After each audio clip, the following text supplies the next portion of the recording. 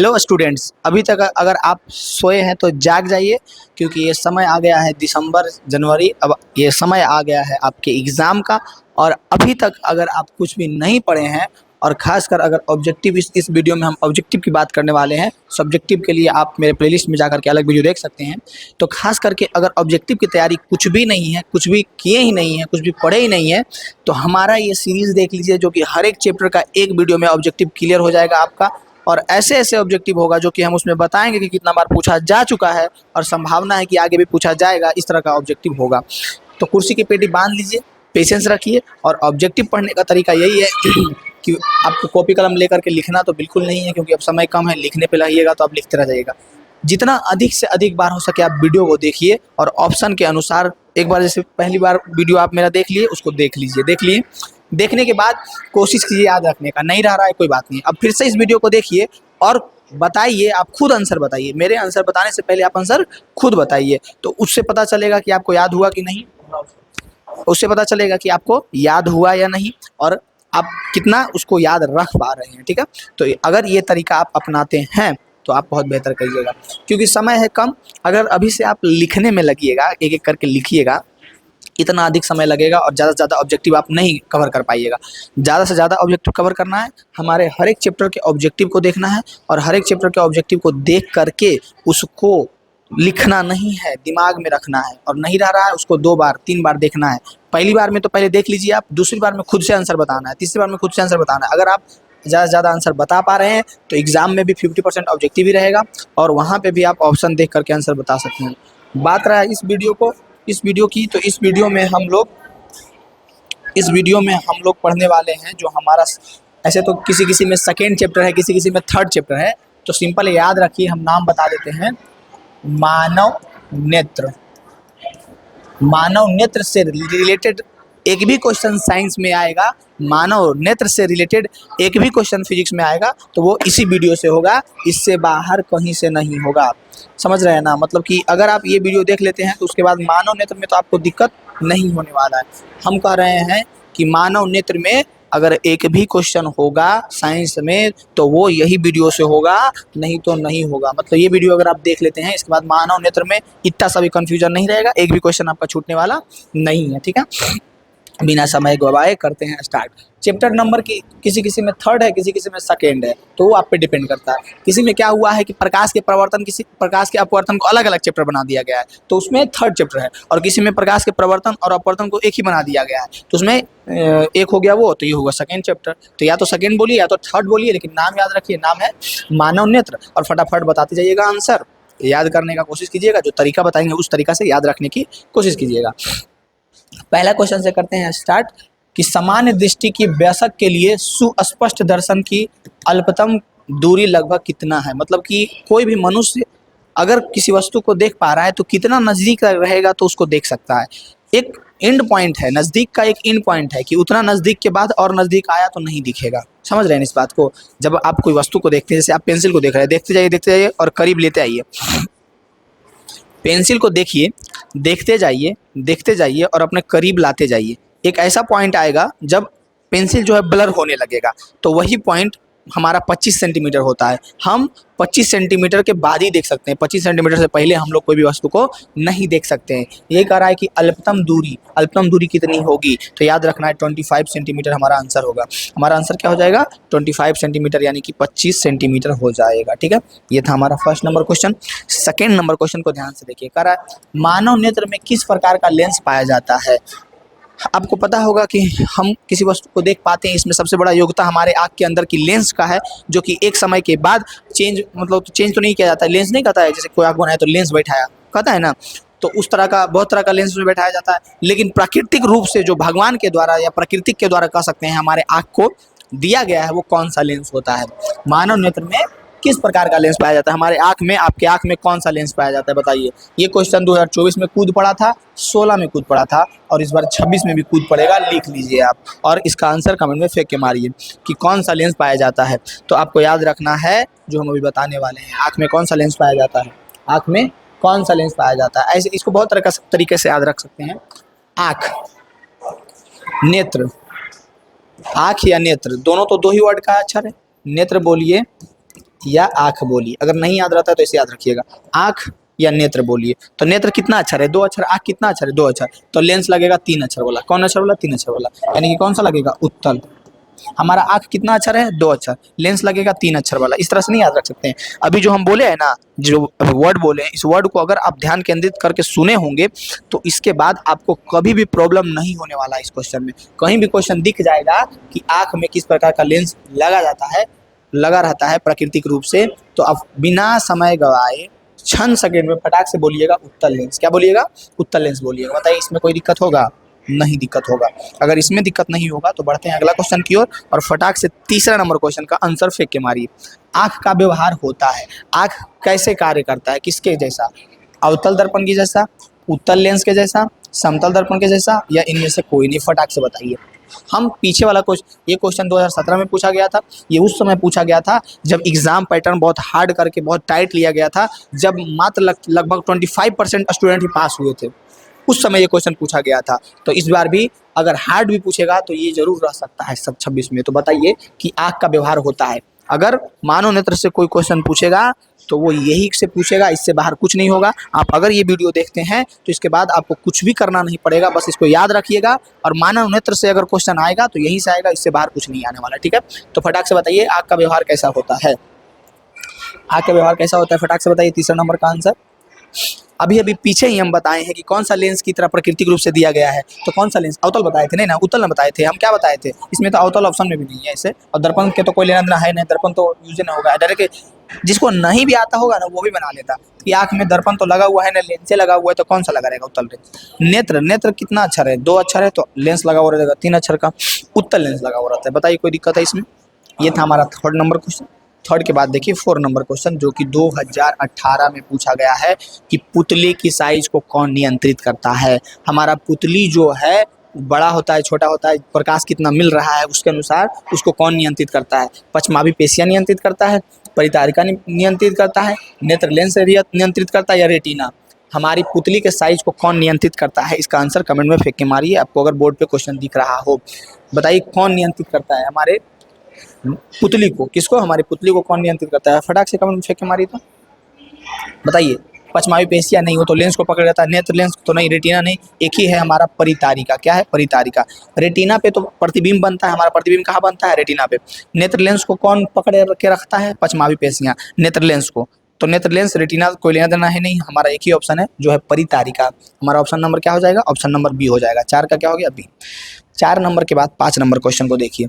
एक स्वस्थ आंख की दूर बिंदु क्या होती है? ये क्वेश्चन, 2 क्वेश्चन, इससे 2 क्वेश्चन निकलता है। एक की न्यूनतम बिंदु आंख की क्या हुई, जो कि हम बता दिए 25 सेंटीमीटर। दूसरा क्वेश्चन बनता है कि दूर बिंदु, कोई भी एक सामान्य नेत्र का दूर बिंदु कितना सेंटीमीटर तक है या कहाँ तक है। ये क्वेश्चन देखिए 2024 में पूछा गया है, 2014 में पूछा गया, 2019 में पूछा गया, इस बार भी पूछ सकता है कि कोई भी, मतलब इस क्वेश्चन से रिलेट करके दोनों क्वेश्चन याद रखना है। कैसे याद रखना है कि एक मनुष्य है वो कम से कम 25 सेंटीमीटर तक देख सकता है और अधिक से अधिक तारा को देख सकता है कि नहीं? बताओ तो। अब रात को जो रात में तारा दिखता है उसको देख सकते हैं आप? देख सकते हैं। तो तारा का डिस्टेंस आप जरा काउंट करके बताइए कि कितना दूरी पे है तारा? कहाँ पे है? अनंत पे है। यानी कि हम लोग दूर से दूर कहाँ तक देख सकते हैं? अनंत तक। और करीब से करीब कहाँ तक देख सकते हैं? 25 सेंटीमीटर। एक स्वस्थ आँख की दूर बिंदु कितनी होती है? अनंत। और नज़दीक बिंदु कितनी होती है? 25 सेंटीमीटर। कोई दिक्कत होगा इसमें? कोई दिक्कत होगा? नहीं होगा। 5वां नंबर क्वेश्चन नहीं होगा। 5वां के बाद देखिए 6ठा नंबर क्वेश्चन। कह रहा है नेत्र में प्रवेश करने वाली प्रकाश की किरणों का अधिकांश अपवर्तन होता है। 2018 में पूछा गया, 2019 में भी पूछा गया, 2 साल लगातार पूछा गया। 18 में भी रिजल्ट का परसेंटेज बहुत कम था, उस समय भी एक तरह से समझिए हार्ड क्वेश्चन की तरह पूछा गया था 18 में। अब पूछ रहा है कि प्रकाश अधिकांश अपवर्तन कहाँ से हो जाती है? जब नेत्र में आपके आँख में प्रकाश की किरण जाती है तो वो सबसे ज़्यादा परावर्तन कहाँ से हो जाती है? नेत्रोद के अंदर पृष्ठ पर से, या अभिनेत्र के अंदर पृष्ठ पर से, या कॉर्निया के बाहरी पृष्ठ से? इनमें से कोई नहीं। आंसर बताइए, फटाक से बताइए। हम आपका जो है कठिनाई उसको कम करते हुए 2 चीज़ घटा देते हैं। ए नहीं होगा, डी नहीं होगा। अब बताइए क्या होगा? ए नहीं होगा, डी नहीं होगा। अब बताइए क्या होगा? बताइए बी होगा कि सी होगा? आपको एकदम याद रखना है कि कॉर्निया के बाहरी पृष्ठ से ही अधिकतर प्रकाश की किरण अपवर्तित हो जाती है। कहाँ से? कॉर्निया के बाहरी पृष्ठ से। कहाँ से हो जाती है? कॉर्निया के बाहरी पृष्ठ से। 6 नंबर क्वेश्चन अगर आप कर पा रहे हो तो अब 7वां नंबर क्वेश्चन देखिए, कह रहा है निम्नलिखित में से कौन नेत्र का रंगीन भाग होता है। 2020 में पूछा गया क्वेश्चन है कि निम्नलिखित में कौन नेत्र का रंगीन भाग होता है। कॉर्निया, रेटिना, परितारिका, पुतली। ये चारों में से रेटिना तो होगा नहीं, इस पे तो प्रतिबिंब बनता है। अब ये 3 में से बताइए। कॉर्निया, जैसे कि रेटिना के बारे में तो एकदम खास पता है, हम मान सकते हैं इन तीनों में कंफ्यूजन रहता होगा कि कौन क्या है कौन क्या है, लेकिन रेटिना के बारे में तो कंफर्म है आपकी, इस पे प्रतिबिंब बनता है, इससे कलर, इसको कलर से कोई लेना देना है नहीं। लेकिन आँख का कौन ऐसा भाग है, उसी पे डिपेंड करता है कि उस व्यक्ति का आँख का कलर कौन सा होगा, जो कि जेनेटिक होता है, जिसका ब्राउन होता है उसके अगले जनरेशन का भी ब्राउन होगा। ब्लैक है तो ब्लैक अधिकतर रहता ही है। तो कौन सा भाग है आँख का जिस पे ये बात डिपेंड करता है कि निम्नलिखित में से कौन नेत्र का रंगीन भाग होता है। कॉर्निया, रेटिना, परितारिका, पुतली। आंसर बताइए। 7वां का आंसर कमेंट में फेंक के मारिए और बताइए क्या होगा हमारा आंसर। 7वां का आंसर क्या होगा, आपको याद रखना है परितारिका। क्या याद रखना है? परितारिका। यही जो है परितारिके जो है यही डिपेंड करता है कि आपका आँख का कलर कौन सा होगा है, और इसी से आपका आँख का कलर पता चलता है, और यही होता है कलर। कलर यानी परितारिका, परितारिका यानी आँख का कलर, आँख का कलर यानी परितारिका, यही है। ठीक है, निम्नलिखित में से कौन नेत्र का रंगीन भाग होता है। क्वेश्चन अगर 2026 में आता है तो आपको फटाक से मारना है परितारिका। कौन सा? परितारिका। 8वां नंबर क्वेश्चन को ध्यान से देखिए, कह रहा है मानव नेत्र के लिए दृष्टि का अस्थायित्व होता है। दृष्टि का अस्थायित्व 2021 में पूछा गया था, बहुत यूनिक क्वेश्चन था और हो सकता है आगे भी पूछ दे। कह रहा है कि कोई चीज़ को आप एक बार देख लिए तो आपके उस वस्तु का जो इमेज बना उसका अस्थायित्व कितना समय तक रहता है। जैसे कि बगल में 2 आदमी बैठा दिए, एक गोलू है एक मोलू है। गोलू को देख करके फटाक से मोलू की तरफ चल गए, मोलू को देख करके फटाक से इधर मुड़ी कर लिए हैं। ठीक है, अपना सर जो है पहले गोलू को देखे फिर मोलू को देखे। तो गोलू को जब आप देखे तो उसको देखे तो उसका इमेज बना ना आपके पास, तो वो इमेज का अस्थायित्व कितना समय तक रहता है, कितना समय तक रहता है। तो आपको याद रखना है उसका जो अस्थायित्व है, 1 सेकेंड को 16 भाग में बांट दीजिए, यानी कि 1/16 सेकेंड। कितना तक रहता है? 1/16 सेकेंड। हमारा आंसर नंबर किस में है? बी है। 1/10 में कंफ्यूज नहीं होना है, 1/6 में कंफ्यूज नहीं होता है, 1/11.8 में कंफ्यूज नहीं होना है। आंसर है हमारा 1/16 सेकेंड में। मानव नेत्र के लिए दृष्टि का स्थायित्व कितना देरी तक रहता है? 1/16 सेकेंड हमारा आंसर होगा। अगर इसमें आपको कोई दिक्कत नहीं है, अगर इसमें आपको कोई दिक्कत नहीं है, कौन सा क्वेश्चन था? 8 नंबर क्वेश्चन था। तो 9 नंबर क्वेश्चन का आंसर कमेंट में फेंक के मारिए। और क्या आपको इस क्वेश्चन का आंसर पता है तो बहुत अच्छी बात है, नहीं पता है तो 2-3 बार वीडियो देखिए, लिखिए मत, बस देखिए देखिए देखिए और दिमाग में याद रखने की कोशिश कीजिए, प्रैक्टिस करके हर एक चैप्टर का। ठीक है, किसी वस्तु का प्रतिबिंब कहाँ बनता है? वह है किसी वस्तु का प्रतिबिंब। हम भी अभी पीछे बहुत बार इस चीज़ को रिपीट कर चुके हैं, अगर आप सुने होंगे हमारी बातों को ध्यान से तो इसका आंसर आप पक्का बता दीजिएगा। 2014 में ये क्वेश्चन पूछा गया था, 2021 में ये क्वेश्चन पूछा गया था कि किसी वस्तु का प्रतिबिंब कहाँ बनता है। वह है प्रतिबिंब कहाँ? कॉर्निया पे बनता है, पुतली पे बनता है, आइरिस पे बनता है, कहाँ पे बनता है? फटाक से बताइए 9 नंबर का आंसर। हम तो कट कर दिए हैं, 3 बचा, एक क्या हो गया? रेटिना पे बनता है। किसी वस्तु का प्रतिबिंब कहाँ बनता है तो याद रखना है रेटिना पे बनता है। किसी वस्तु का प्रतिबिंब कहाँ बनता है तो याद रखना है रेटिना पर बनता है। 9 नंबर क्वेश्चन हुआ खल्लास। 9 के बाद देखिए 10 नंबर क्वेश्चन। अगर आप यहाँ तक संतुष्ट हैं तो नेत्र द्वारा किसी वस्तु का कैसा प्रतिबिंब बनता है? नेत्र के द्वारा किसी वस्तु का कैसा प्रतिबिंब बनता है, मतलब कि प्रतिबिंब आँख में उत्तल लेंस के कारण बनता है। 2022 में ये क्वेश्चन पूछा गया था। और आँख में जब ये प्रतिबिंब बनता है नेत्र में तो वो कैसा बनता है? वास्तविक उल्टा तथा बड़ा, काल्पनिक सीधा तथा छोटा, काल्पनिक उल्टा तथा बड़ा, या वास्तविक उल्टा तथा छोटा? गौर से देखिए इस क्वेश्चन को और बताइए फटाक से आंसर। 10वां नंबर का आंसर क्या होगा? कमेंट में फेंक के मारिए। सबसे पहले हम आपके द्विधा को कम कर देते हैं और हम एक चीज़ बता देते हैं।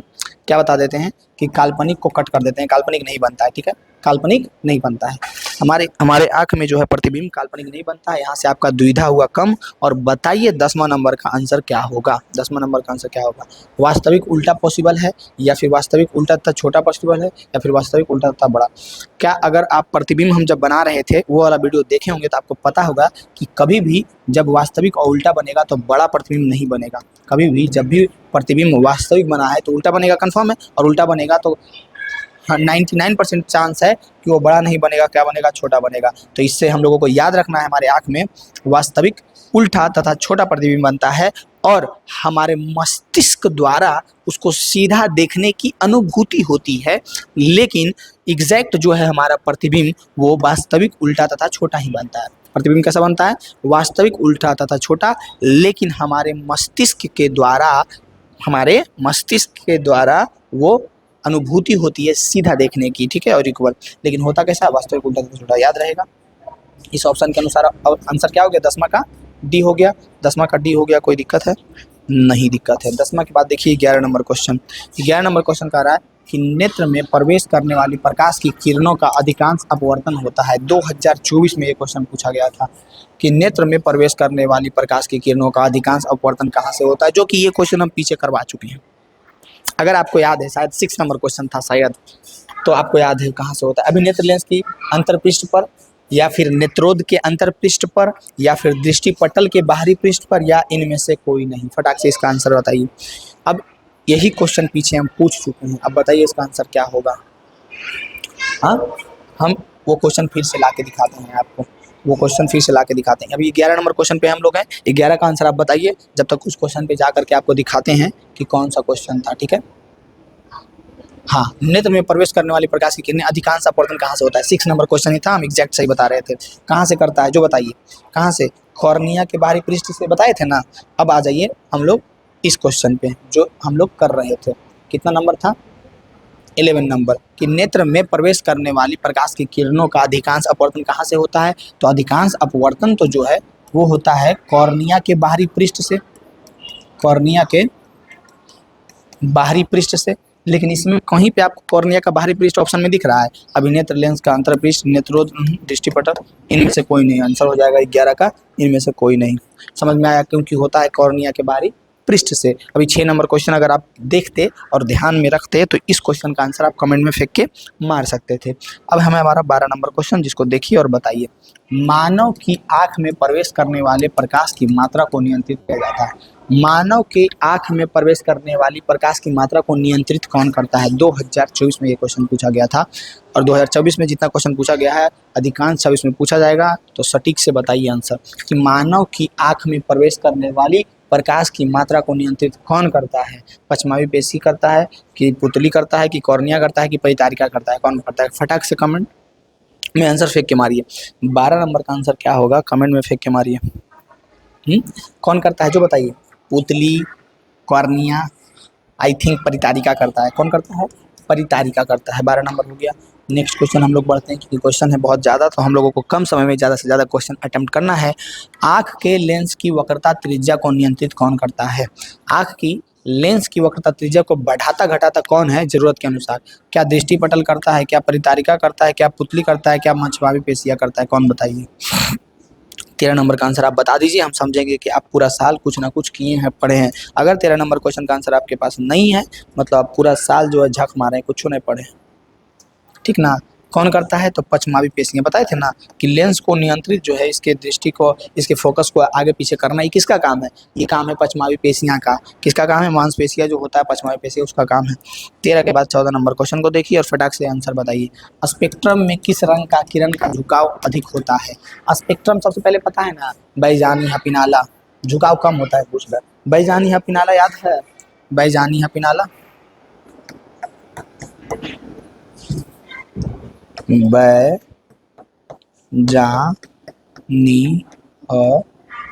नी हा किधर गया, हा लाल, नारंगी, पीला, हरा, नीला, जामुनी, बैगनी। तो इसमें कह रहा है किस रंग का झुकाव सबसे अधिक होता है। तो सबसे अधिक जो झुकता है वो बैगनी ही ना झुकता है। सबसे अधिक कौन झुकता है, ये सबसे अधिक जो है झुकता है, यहाँ कैसे निकलता है, निकलता है, निकलता है, निकलता है, सबसे अधिक कौन झुकता है। ये वाला ट्रिक अगर याद रहेगा ना, तो आप इसका, इससे रिलेटेड बहुत सारा क्वेश्चन का आंसर बता दीजिएगा। कौन सा याद रहेगा, बैजानी हपिनाला, ये वाला याद रखिए, बैजानी हपिनाला, बैजानी।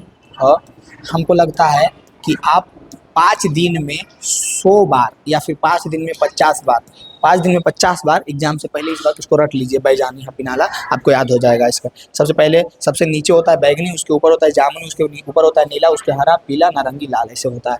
तो इसको अगर बैजानी हपिनाला को रट लीजिएगा तो आपको याद रहेगा कि सबसे अधिक झुकाव किसका होता है, बैगनी का होता है। सबसे अधिक झुकाव नीचे कौन गया, बैगनी। सबसे अधिक झुकाव किसका होता है, स्पेक्ट्रम पर बैगनी का होता है। 14 नंबर क्वेश्चन में अगर आपको समस्या नहीं है तो 15 का आंसर भी आप फटाक से बताइएगा कि श्वेत रंगों के मेल से बना होता है। मतलब कि श्वेत रंग कितना श्वेत सात, श्वेत सात, श्वेत रंग कितने रंगों के मेल से बना होता है? सात। कौन कौन सा?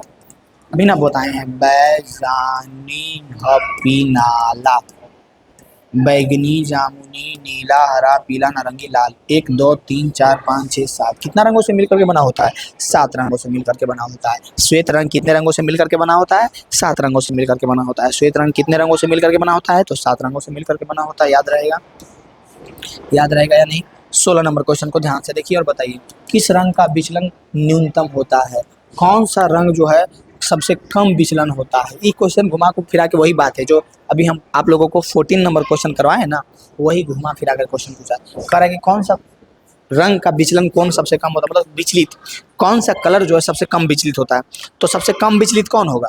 हाँ, जो सबसे अधिक विचलित नहीं होगा, मतलब कि जैसे कि हम आपको बता देते हैं सीक्वेंस, बै जा नी ह पी ना ला। अब बताओ, जब यहाँ से ऐसे अगर यहाँ पे एक हम दे देते हैं प्रिज्म, प्रकाश ऐसे गया, यहाँ गया, मतलब ऐसे थोड़ा सा झुकता है, इसको हम पिक्चर नहीं बना पा रहे हैं, ठीक है? ऐसे ऐसे ऐसे ऐसे ऐसे एक ही बिंदु से निकलता है ऐसे, तो इसमें सबसे अधिक विचलन कौन होता है? बैगनी। सबसे कम कौन होता है? लाल।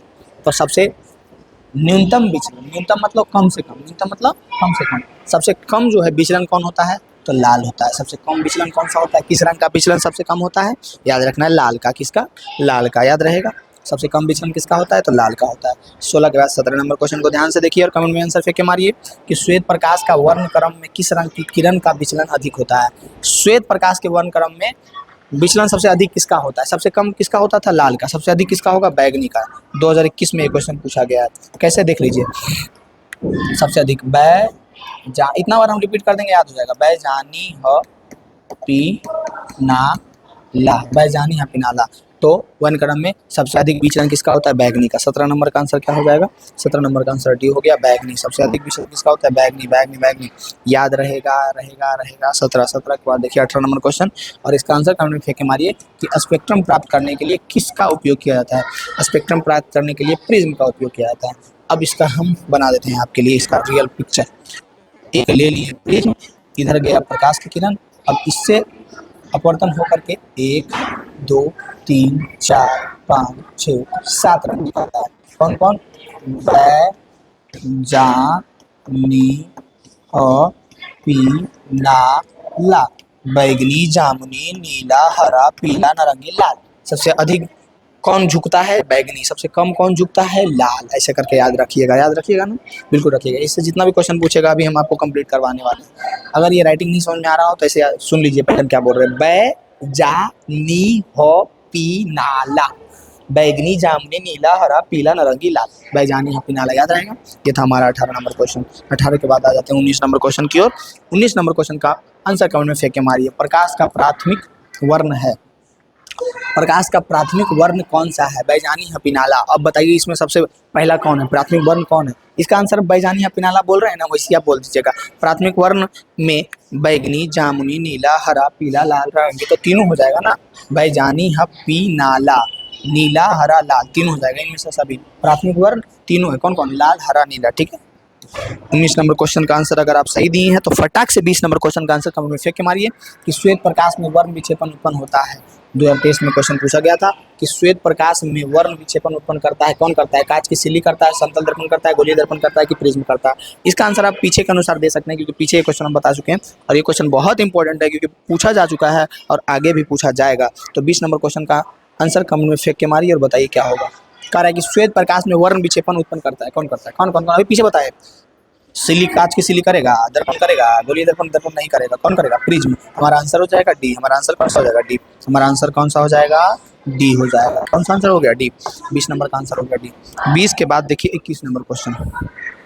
21 नंबर क्वेश्चन कह रहा है कि आकाश का नीला रंग होना किस परिघटना पर आधारित है? आकाश का नीला रंग होता है, ये कौन सा परिघटना पर आधारित है? परावर्तन पर, अपवर्तन पर, प्रकीर्णन पर। आकाश का रंग जो हम लोगों को नीला दिखता है, ये कौन से कारण से दिखता है? क्या परिवर्तन के कारण से, क्या अपवर्तन के कारण से? इनमें से कौन सा बताइए। 21 का आंसर क्या होगा? कमेंट में फेंक के मारिए। 21 का आंसर क्या होगा? ये भी नहीं होगा। हमारा क्या हो जाएगा? प्रकीर्णन। आकाश का नीला रंग होना किस परिघटना पर आधारित है? तो हम लोगों को याद रखना है प्रकाश का प्रकीर्णन से। किस पे? प्रकाश का प्रकीर्णन से। 21 के बाद देखिए 22 नंबर क्वेश्चन को ध्यान से और कमेंट में इसका आंसर फेंक के मारिए कि प्रकाश का न्यूनतम तरंग दैर्घ्य है, प्रकाश का न्यूनतम तरंग दैर्घ्य कितना पॉसिबल है, 380 से 760 नैनोमीटर एनएम तक, ठीक है। तो बताइए सबसे न्यूनतम कितना है, बताइए 22 नंबर का आंसर बताइए। बताइए, हम तो बता दिए 380 से 700, तो 380 हो जाएगा न्यूनतम, न्यूनतम यानी कम से कम कितना हो जाएगा 360, याद रखिएगा 360 कितना हो जाएगा 360 कितना हो जाएगा 360। 22 के बाद देखिए 23 नंबर क्वेश्चन को कमेंट में आंसर इसका फेंक के मारिए। इंद्रधनुष रंगीन क्यों होता है, 2024 में पूछा गया था क्वेश्चन था, बहुत इंपॉर्टेंट क्वेश्चन था। इंद्रधनुष रंगीन क्यों होता है, इंद्रधनुष में 7 रंग दिखता है क्यों? जल कण द्वारा श्वेत प्रकाश के वर्ण विक्षेपण के कारण, जल कण द्वारा अवशोषण के कारण, नहीं, वायु द्वारा श्वेत प्रकाश के वर्ण विक्षेपण के कारण, इनमें से कोई नहीं। बताइए, हमको तो लग रहा है या तो ए होगा या तो सी होगा। आप बताइए कि 23 नंबर का आंसर क्या होगा। आप बताइए कमेंट में फेंक के मार के कि 23 नंबर का आंसर क्या होगा। हम बताते हैं कि डी और बी नहीं होगा, हमको लग रहा है ए और सी होगा। तो आप बताइए कि ए और सी में कौन सा होगा। जल कण द्वारा श्वेत प्रकाश की वर्ण विक्षेपण के कारण क्या होता है, इंद्रधनुष बनता है। जल कण द्वारा श्वेत प्रकाश के वर्ण विक्षेपण के कारण ही तो बनता है क्या, इंद्रधनुष। यानी 23 का हो गया ए, 23 का आंसर क्या हो गया ए, 23 का आंसर क्या हो गया ए। 24 नंबर क्वेश्चन बताइए, प्रकाश संश्लेषण के लिए दृश्य प्रकाश स्पेक्ट्रम का सबसे प्रभावी रंग है, लाल, नीला, हरा, पीला। प्रकाश संश्लेषण के लिए दृश्य प्रकाश स्पेक्ट्रम का सबसे प्रभावी रंग कौन सा है, बताइए कौन सा आपको लगता है। 24 नंबर का आंसर क्या हो जाएगा, कमेंट में फेंक के मारिए। 24 नंबर का आंसर क्या हो जाएगा, कौन सा सबसे अधिक प्रभावी है, ना ही हरा होगा, ना ही पीला होगा, ना ही नीला होगा, होगा लाल। प्रकाश संश्लेषण के लिए दृश्य प्रकाश के स्पेक्ट्रम का सबसे प्रभावी रंग कौन सा हो जाएगा, याद रखना है लाल हो जाएगा। कौन सा हो जाएगा, लाल हो जाएगा, याद रहेगा, याद रहेगा या नहीं। 24 नंबर अगर आपको याद रहता है, 25 नंबर क्वेश्चन को देखिए और कमेंट में आंसर फेंक के मारिए कि चंद्रमा पर खड़े अंतरिक्ष यात्री को आकाश प्रतीत होता है। 2014 में पूछा गया था क्वेश्चन, और 2014 में पूछा गया तो सोच लीजिए अभी भी पूछ सकता है कि चंद्रमा पर खड़े अंतरिक्ष यात्री को आकाश कैसा प्रतीत होता है। तो आप बोलिए, जाइए चंद्रमा पर खड़ा होइए और बताइए कैसा दिखेगा, बताइए कैसे दिखेगा। ये तो बहुत ईजी है, मतलब कि आप लोग एज्यूम कर सकते हैं कि कैसा दिख सकता है। मतलब कि वहाँ पे ब्लू लाइट तो कोई नहीं जलाएगा, लाल भी नहीं जलाएगा, नीला भी नहीं जलाएगा, कैसा दिखेगा जी, बताइए ना जी। फिल्म उलिम नहीं देखेंगे जी, चंद्रमा पर खड़ा करके देखिए तो कैसा दिखेगा, काला दिखेगा और क्या दिखेगा। ये मतलब कि गूगली रहता है, सब गूगली बोले तो या तो आपको आएगा एकदम तो गर्दा लगेगा, न आएगा तो लगेगा बड़ी हार्ड। अब बताइए चंद्रमा पर खड़ा होकर के जाके देखे जाइएगा, नहीं जाइएगा, लेकिन एज्यूम कीजिए बहुत सारा टीवी देखे होंगे, बहुत सारा फिल्म देखो, कैसा दिखता है, काला दिखता है, खत्म कहानी।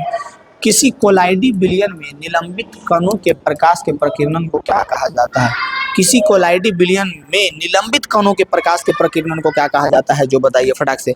क्या वायुमंडलीय प्रभाव कहा जाता है, क्या वायुमंडलीय प्रभाव कहा जाता है, क्या किंडल प्रभाव कहा जाता है, किंडल और टिंडल और क्वांटिकल, ये हम बता देते हैं आपको। ना ए होगा, ना क्वांटिल प्रभाव होगा, ना वायुमंडलीय प्रभाव होगा। अब बताइए किंडल होगा कि टिंडल होगा। आप लोग जरूर पढ़े होंगे, टिंडल प्रभाव पढ़े हैं, उसी में ना टिंडल प्रभाव में ना कोलाइडी बिलियन के निलंबित कणों के प्रकाश का प्रकीर्णन, उसी को कहते हैं, इसको टिंडल प्रभाव को।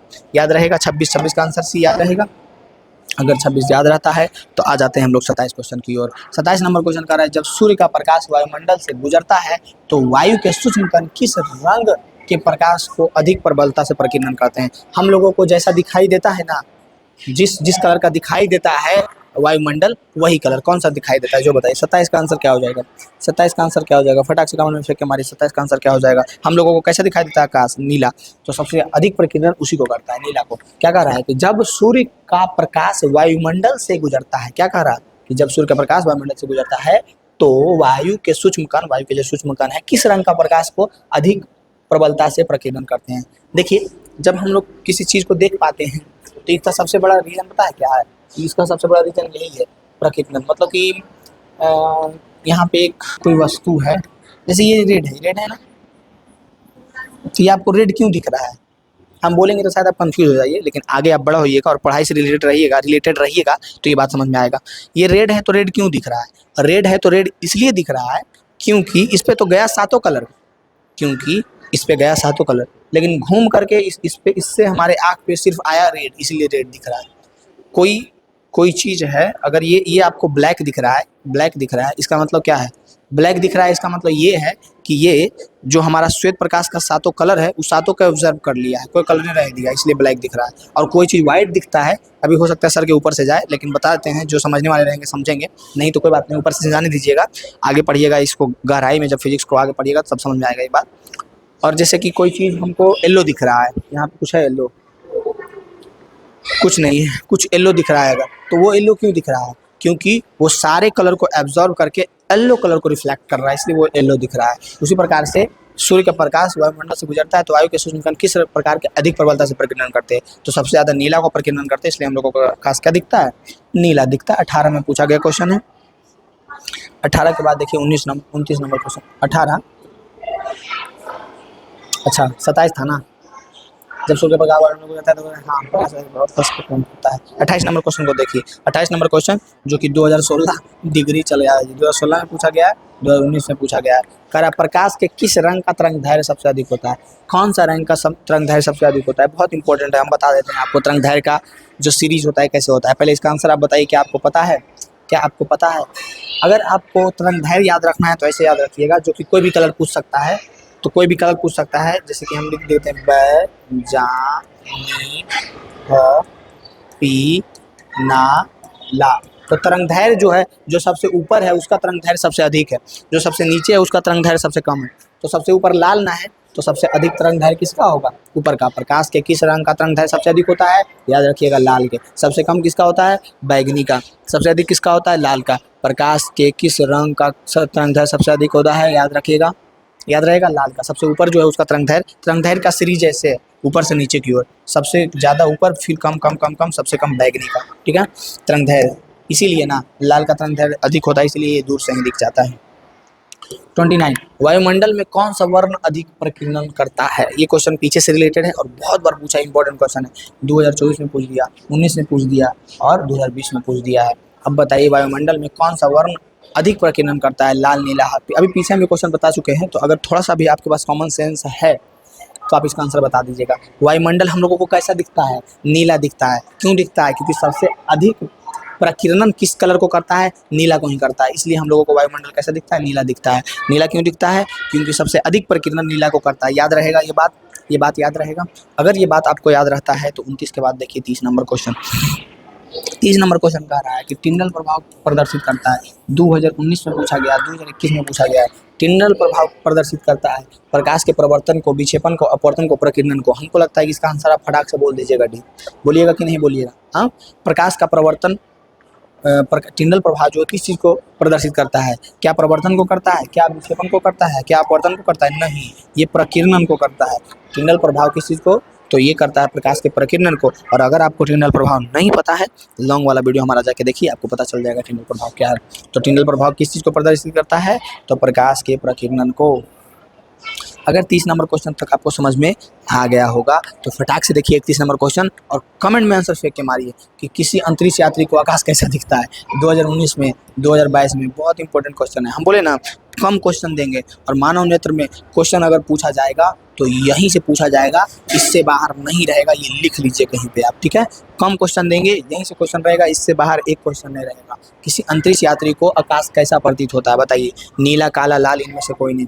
अंतरिक्ष यात्री को आकाश कैसा लगता है? फटाक से कमेंट में फेंक के मारिए। आप नहीं, अगर पीछे क्वेश्चन देखे हैं तो हम पीछे पूछे थे आपको कि जब कोई व्यक्ति चंद्रमा पर हो तो उसको आकाश कैसा दिखेगा, तो वहाँ पे तो आप मुंह उठा के कहे थे काला, तो यहाँ भी बोलिए काला है लेकिन दिल वाला है। तो कौन सा हो जाएगा? काला। 31 नंबर का आंसर काला। बहुत इंपॉर्टेंट क्वेश्चन है, घुमा फिरा के पूछ ही देता है, इसलिए हम इसको लेकर के आए। जो क्वेश्चन 2-3 बार रिपीट कर जाए हमारे इस सेट में, याद रखिएगा क्वेश्चन यहीं से रहेगा, इससे बाहर कुछ भी नहीं रहने वाला है। अगर आप नहीं देख रहे हैं इस वीडियो को तो बहुत बड़ा गलती कर रहे हैं। अगर आप 10th के छात्र हैं और इस वीडियो को नहीं देख रहे हैं, बहुत बड़ा गलती करने वाले हैं आप। क्योंकि जब आप एग्जाम के बाद रिटर्न आइएगा, जब हम मिला करके दिखाएंगे आपको कि सारा क्वेश्चन यहीं से था साइंस में, पछताइएगा कि खाली देख करके 2 बार चल जाते तो मेरा सारा में सारा नंबर आ जाता, पूरा का पूरा ऑब्जेक्टिव जितना रहता है उतना में उतना आ जाता है।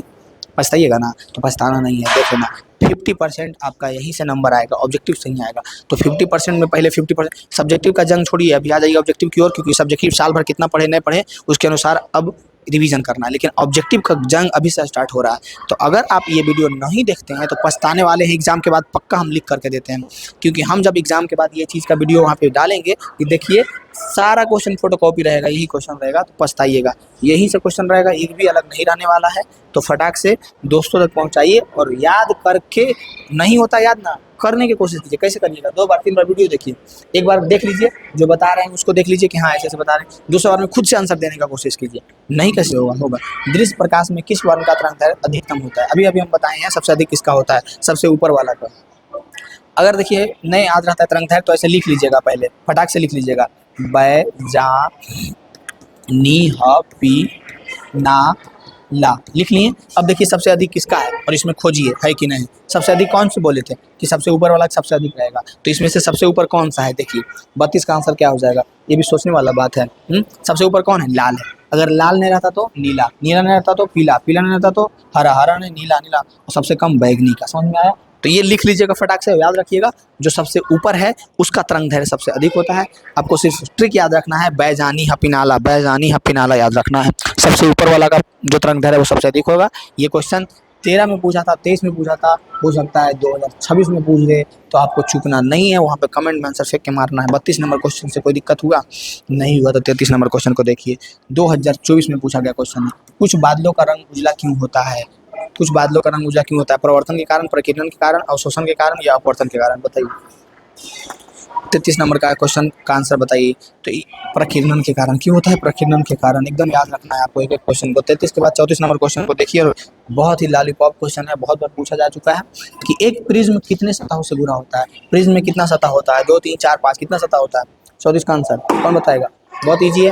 वो लॉलीपॉप क्वेश्चन भी कभी कभी दे देता है, तो वो आप पे डिपेंड करता है। दिख रहा है ना क्वेश्चन, आंसर बताइए। एक प्रिज्म कितने सतहों से घिरा होता है, आंसर बताइए कमेंट में फेंक के मार करके। एक प्रिज्म 5 सतहों से घिरा होता है। एक प्रिज्म कितने सतहों से घिरा होता है, एक प्रिज्म 5 सतहों से घिरा होता है। याद रहेगा, याद रहेगा या नहीं रहेगा। Prism 5, prism 5, prism 5।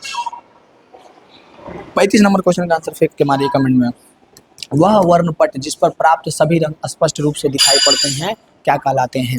जो वर्णपट पे सभी रंग स्पष्ट रूप से दिखाई दे उसको हम लोग शुद्ध वर्णपट कहते हैं, और स्पष्ट रूप से नहीं दिखाई देगा उसको हम लोग अशुद्ध वर्णपट कहते हैं। क्वेश्चन है कि वह वर्णपट जिस पर सभी कलर एकदम क्लियर हम लोगों को दिखाई दे उसको हम लोग क्या कहते हैं, तो शुद्ध वर्णपट कहते हैं। क्या कहते हैं, शुद्ध वर्णपट कहते हैं। वह वर्णपट जिस पर प्राप्त सभी रंग स्पष्ट दिखाई दे उसको क्या कहेंगे, शुद्ध वर्णपट कहेंगे। क्वेश्चन यहीं से घुमा के पूछ सकता है कि वह वर्णपट जिस पर प्राप्त सभी रंग स्पष्ट रूप से दिखाई नहीं दे तो उसको अशुद्ध वर्णपट कहेंगे, जो कि बहुत इंपॉर्टेंट और बहुत इजी क्वेश्चन है।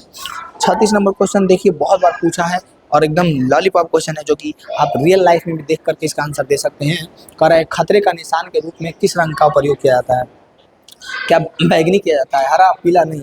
कभी भी जब खतरा का निशान दिया जाता है तो कौन सा कलर का यूज किया जाता है, तो लाल का। क्यों, क्योंकि इसका तरंग दैर्घ्य सबसे अधिक होता है, दूरी से दिखता है। ट्रेन को रोकना रहता है तो कौन सा कलर से रोका जाता है, रेड से। रेड खतरा खतरा हो गया, खतरा हो गया, आगे पटरी टूट गया, रुक जाओ तो हो जाता है लाल। कौन सा कलर, लाल। 36 के बाद देखिए 37 नंबर क्वेश्चन, और आंसर कमेंट में फेंक के मारिए। कह रहा है कि इंद्रधनुष का भीतर का हिस्सा का रंग कौन सा होता है, बैजानी या पिनाला। भीतर का बैगनी होता है, बाहर का भी बैजानी या पिनाला, भीतर का बैगनी होता है, बैजानी और पिनाला। इतना बार हम लिख दिए कि आपको याद कर लेना। और मानव नेत्र से सबसे ज्यादा क्वेश्चन यही 7 वर्ड से रहता है। मानव नेत्र से सबसे ज्यादा क्वेश्चन यही 7 वर्ड से रहता है। अगर ये याद कर लिए तो आपको यहीं से याद हो जाएगा, बैजानी हपिनाला बैगनी।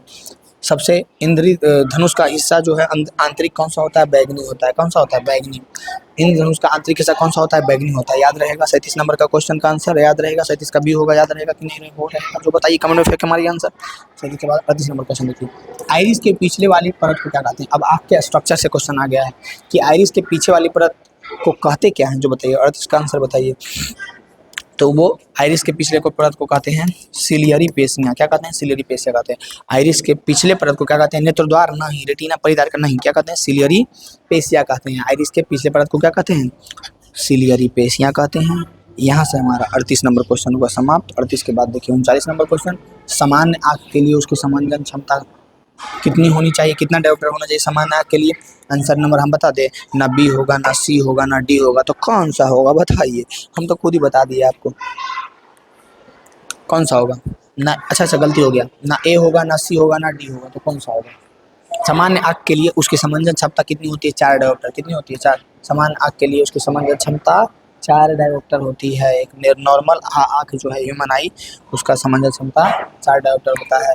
आँख अपने लेंस की फोकस दूरी को बदल कर दूर या निकट की वस्तु को साफ साफ देख सकता है। इसका गुण, इसके गुण को क्या कहते हैं। बहुत इंपॉर्टेंट क्वेश्चन है।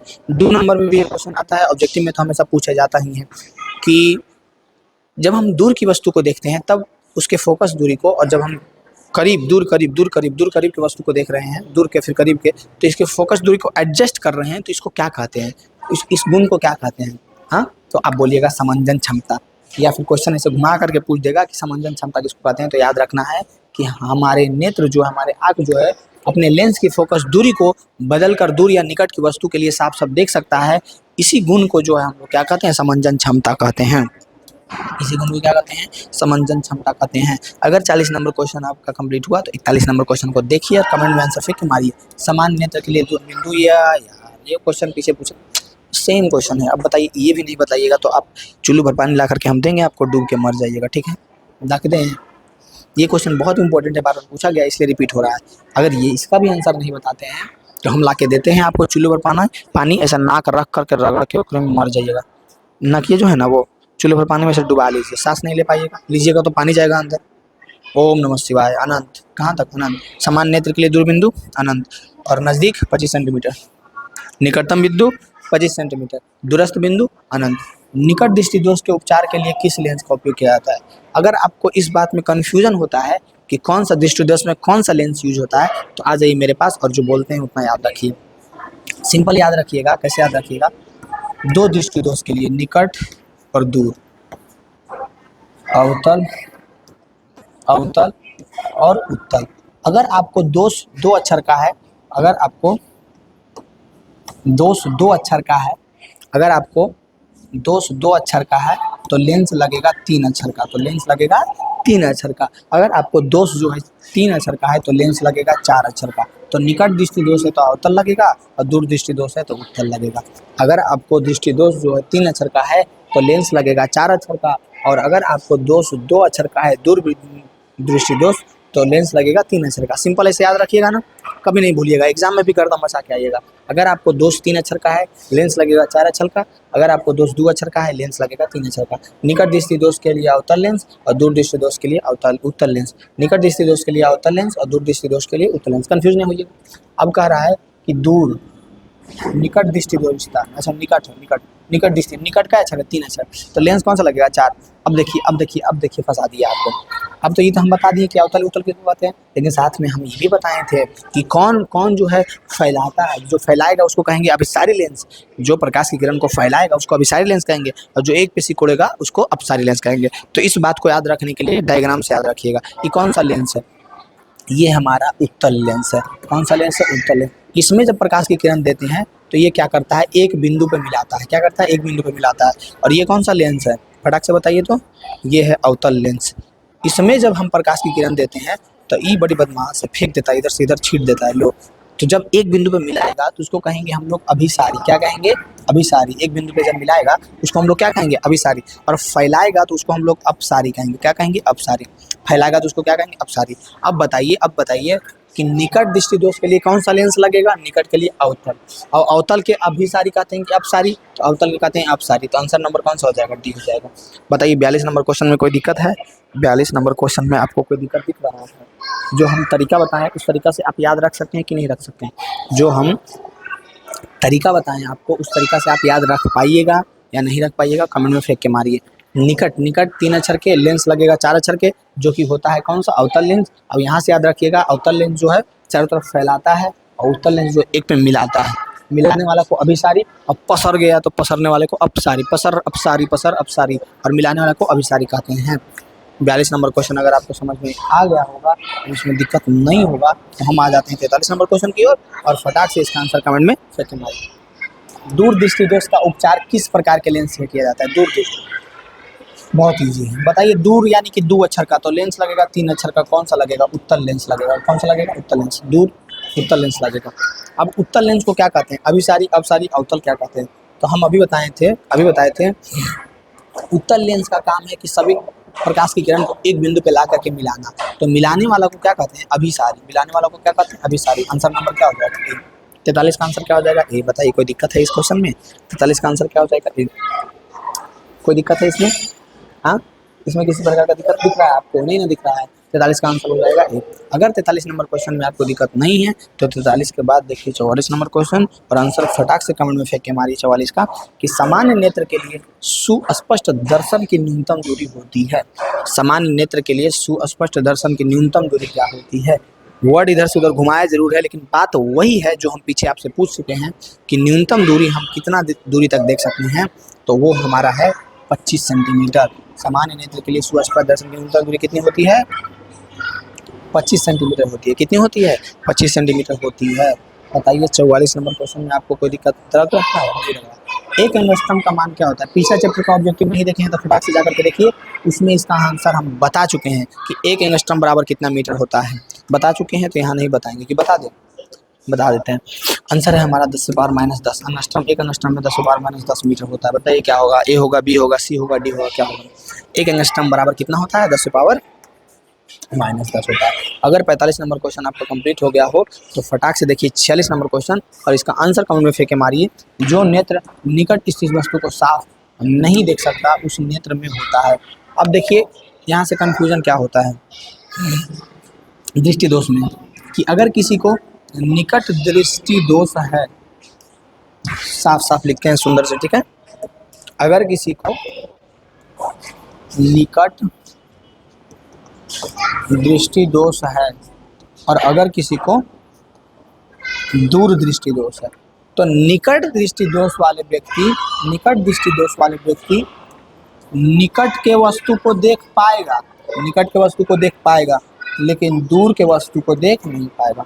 दूर दृष्टि दोष वाले व्यक्ति दूर के वस्तु को देख पाएगा, दूर के वस्तु को देख पाएगा लेकिन निकट के वस्तु को नहीं देख पाएगा। ये वाला कॉम्बिनेशन आपको याद रखना है कि अगर निकट दृष्टि दोष है इसका मतलब वो निकट को देख पाएगा, दूर को नहीं देख पाएगा, और अगर दूर दृष्टि दोष है इसका मतलब वो दूर को देख पाएगा और निकट को नहीं देख पाएगा। जो नेत्र निकट स्थित वस्तु को साफ नहीं देख सकता है उसमें कौन सा? निकट को नहीं देख पा रहा है, निकट को नहीं देख पा रहा है। निकट किसमें नहीं देख पाता है? दूर दृष्टि दोष में। किसमें? दूर दृष्टि दोष में। बताइए कोई दिक्कत है इसमें? हाँ, इसमें आपको सोचना पड़ेगा जी। बताइए तो हमारा जो आंसर है 46 का क्या हो जाएगा? ए हो जाएगा। 40 नंबर क्वेश्चन का आंसर क्या हो जाएगा? ए हो जाएगा। 40 का आंसर क्या हो जाएगा? ए हो जाएगा। 46 का ए हो गया। उसके बाद आ जाइए 47 नंबर क्वेश्चन की ओर। स्पेक्ट्रम प्राप्त करने के लिए किसका उपयोग होता है? क्वेश्चन बहुत बार रिपीट हुआ है और बहुत बार पूछा गया क्वेश्चन, इसलिए रिपीट हुआ है। स्पेक्ट्रम प्राप्त करने के लिए किसका यूज़ किया जाता है? याद रखना है, प्रिज्म का। स्पेक्ट्रम प्राप्त करने के लिए किसका यूज़ किया जाता है? प्रिज्म का यूज़ किया जाता है। किसका? प्रिज्म का। याद रहेगा। 47 के बाद देखिए 48 नंबर क्वेश्चन। मानव नेत्र में किस प्रकार का लेंस पाया जाता है? जो कि हम बहुत पहले बता चुके हैं। नेत्र 2 अक्षर का, लेंस 3 अक्षर का, उत्तल लेंस। कौन सा? उत्तल लेंस। ये सारा क्वेश्चन पीछे हम पूछ चुके हैं, वही क्वेश्चन रिपीट हो रहा है, तो फटाफट आंसर कमेंट में फेंक के मारिए। अगर 48 का आंसर आप बता दिए हैं तो 49 का बताइए कि मानव नेत्र जिस भाग पर किसी वस्तु का प्रतिबिंब है वो क्या कहलाता है? जहाँ पर मानव नेत्र किसी वस्तु का प्रतिबिंब बनाता है आँख के भीतर, उसको क्या कहते हैं? परितारिका, कॉर्निया, दृष्टिपटल या फिर पुतली, या परितारिका या कॉर्निया। हम बता देते हैं आपको रेटिना। अब बताइए रेटिना का दूसरा नाम क्या है? दूसरा नाम क्या है? दूसरा नाम भी याद रखे पड़ेगा। हम आपको बता देते हैं रेटिना पे बनता है। अब बताइए रेटिना का दूसरा नाम क्या है? 49 का आंसर कमेंट में फेंक के मारिए। रेटिना का दूसरा नाम क्या है? 49 का आंसर कमेंट में फेंक के मारिए। रेटिना को क्या कहते हैं? दृष्टिपटल कहते हैं। ऐसे ही बोलिएगा, दृष्टि का पटल, दृष्टिपटल इज इक्वल टू रेटिना, दृष्टिपटल इज इक्वल टू रेटिना। किस दृष्टि दोष को अवतल और उत्तल दोनों लेंसों से बने द्विफोकली, कौन दृष्टि दोष में? तो 18 में पूछा गया क्वेश्चन है, कौन सा दृष्टि दोष में द्विफोकली लेंस यूज किया जाता है? निकट और दूर में तो नहीं किया जाएगा, हम बता देते हैं। अब बताइए जरा और मोतिया में कौन होगा? किस दृष्टि दोष को अवतल और उत्तल दोनों लेंसों द्वारा, द्विफोकली लेंस द्वारा यूज किया जाता है? ठीक किया जाता है।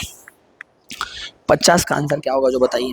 हाँ, किसमें? जरा दृष्टि दोष में। किसमें? जरा दृष्टि दोष में। किस दृष्टि दोष को अवतल और उत्तल दोनों लेंसों द्वारा, द्विफोकली लेंस कह सकते हैं जिसको हम लोग, ठीक किया जाता है? तो किसके द्वारा? जरा दृष्टि दोष, जरा दूर दृष्टिता। 51 नंबर क्वेश्चन देखिए। नेत्र में प्रवेश करने वाली प्रकाश की किरणों का अधिकांश अपवर्तन होता है। ये क्वेश्चन पीछे पूछ चुका है।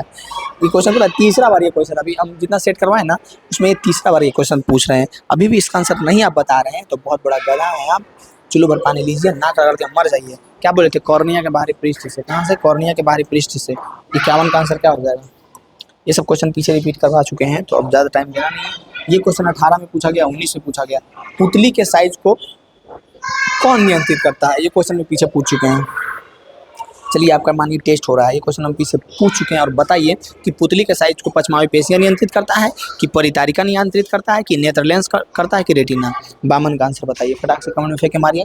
क्या हम बताए थे? अभी पीछे ना बताए हैं, ये क्वेश्चन पीछे हो चुका है। परितारिका कौन? परितारिका कौन नियंत्रित करता है? परितारिका कौन नियंत्रित करता है? परितारिका। अगर 52 हो गया तो 53 का क्वेश्चन देखिए। करा किस वर्ण का तरंग दैर्घ्य सबसे बड़ा होता है? सबसे बड़ा किसका होता है? बैजानी या पिनाला? सबसे ऊपर वाला कौन है? अब इसका भी आंसर अगर आप नहीं बता पा रहे हैं तो बहुत बड़ा गधा है आप। 53 का आंसर क्या होगा? कमेंट में फेंक के मारिए। बैजानी या पिनाला? फिर से हम रिपीट करा देते हैं। बैजानी पिनाला। त्रंगधारी सबसे बड़ा किसका होगा? लाल का। सबसे बड़ा त्रंगधारी किसका होगा? लाल का। 53 नंबर क्वेश्चन का आंसर हो गया लाल। 53 के बाद देखिए 54 नंबर क्वेश्चन। कमेंट में इसका आंसर फेंक के मारिए। किस अंतरिक्ष यात्री को आकाश कैसा दिखाई देता है? जो कि पहले हम बता चुके हैं, अगर हम नहीं बताते तब भी आप बता देते। कैसा दिखाई देता है? 54 के बाद देखिए 55 नंबर क्वेश्चन।